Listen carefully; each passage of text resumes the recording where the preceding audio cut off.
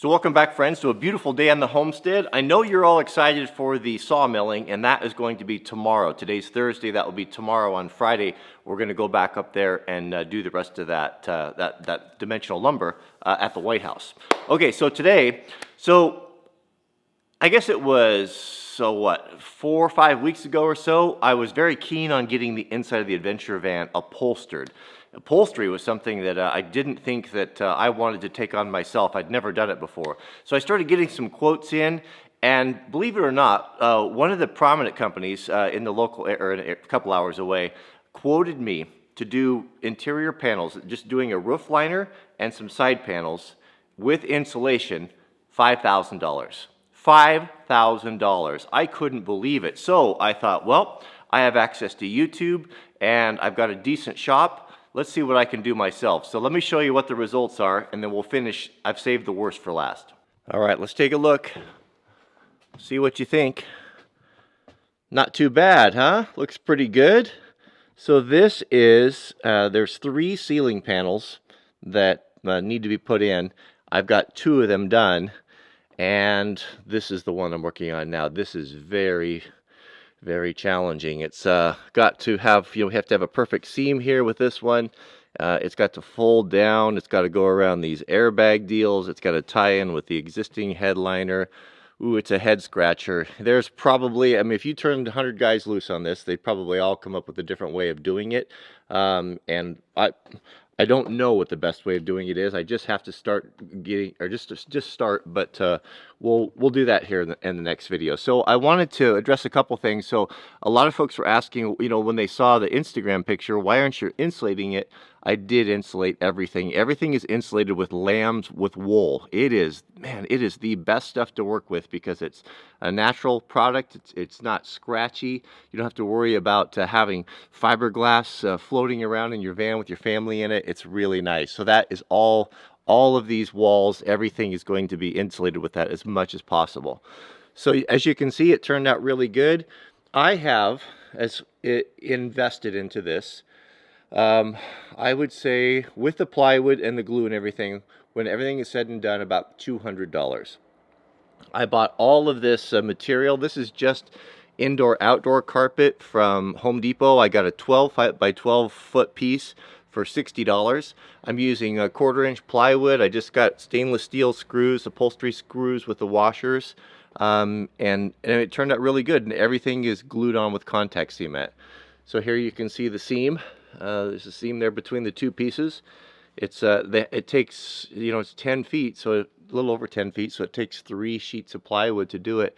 And I also put in recessed lights. Let me turn those off.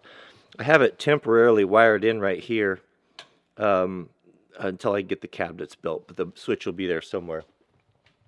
So these are just little LED lights I got off Amazon. I think those were like $24. There's 4 of those in here. And then I did these side panels here. So these are all, I furred all of this out with the 1x material there. Or yeah, I guess that's 1x. And I'm building these panels where I'm still installing all this stuff. So there's going to be cabinets here. So I know a lot of people maybe don't like the look of the carpet on there. It wears like iron, and it was inexpensive. It's easy to clean, and it's the only place I'm going to have it's up on the ceiling. This is actually going to get cabinets here, and that's just going to be the back of the cabinet, so it looks nice and finished. There's the wiring race, but I thought it turned out really good so far. I've got this piece actually cut. Let me show you the piece, and then I'll show you the wool as well. I wanted to show you the wool insulation here. So I got this from Havelock Wool. They provide wool insulation, bats, and loose stuff. This is the golden stuff right here. So it's really interesting when you're working with it that it kind of has, well, just a slight, I would say, not almost a barnyard smell. I mean, you're working with a natural ingredient element. And the other thing that's kind of interesting with the bats is I had a heck of a time trying to cut them. Because this is all pure wool here. And I found the best way was just to gently tear them. You could tear them nice and easy. But what was so cool about this stuff, these are essentially just little wool balls. You can stuff them anywhere. Perfect, just a perfect example. When you have some sort of a hole or a cubby, that you're working in, you can just stuff the stuff in there. and you can stuff and stuff, and I got a dowel rod, and I would push it up and push it up. It was just incredible how easy it was. And the nice thing about it is it's, you know, having a natural thing that, you know, you're not going to poison yourself. But man, what a great way to insulate the van. The bats were perfect as well. I laid these in here. You can see they were nice and thick. They're just about the right thickness, and they were just wonderful. I mean, I don't know why more people are not insulating vans with this stuff. I mean, it's just so much easier than so many of the other products. All right, so here's our piece. This took some figuring. As you can see here, it's not going to be perfect. It's gonna have to be close enough, but this was very challenging to come up with. I know there's a lot of people that would pay a lot of money to have these dimensions that are doing vans, and I've got an hour into that probably, but I don't know. I'm not. People ask for drawings all the time. I'm just not set up to do it. I don't even know how to do it. So there's the piece. So that's what we need to make fit. A couple of quick other upgrades. So I insulated the tank just to kind of protect it a little bit, a triple layer of that foil insulation, and I secured it down with plumber's tape. I am having a devil of a time trying to figure out this stupid tank fill. So I told you that I had this black one right here that wasn't waterproof, and when I went up a hill, all the water spilled out and got the inside of the van wet. So I found this guy right here, which has an O-ring on it. This is a marine tank that I will never be able to open with one hand. You get the idea. It's 1.5 inches. This is 1.25 inches, and I cannot find a waterproof 1.25 inches.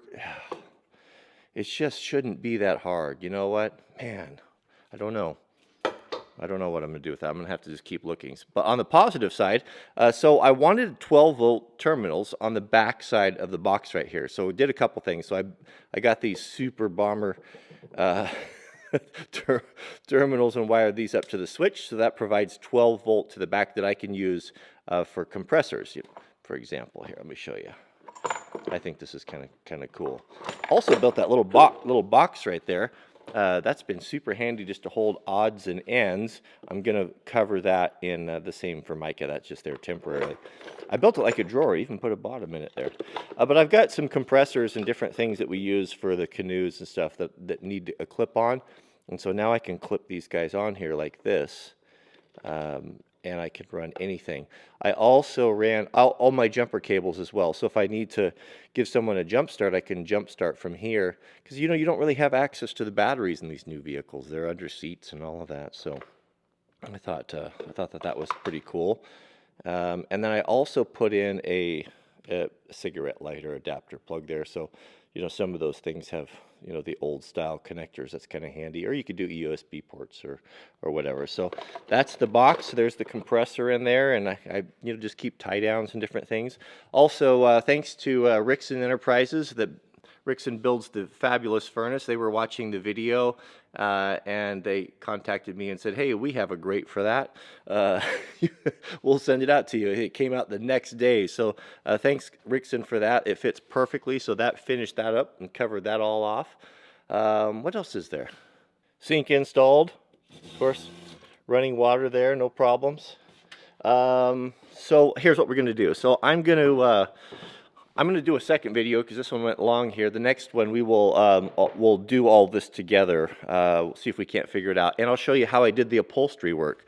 So if you look over here, I've never done upholstery before. I just watched a couple YouTube videos. I was just kind of playing around on this, trying to figure out how to do corners. But I just used a very thin 1/4 inch plywood. And then I sprayed on, he's going to get sick here.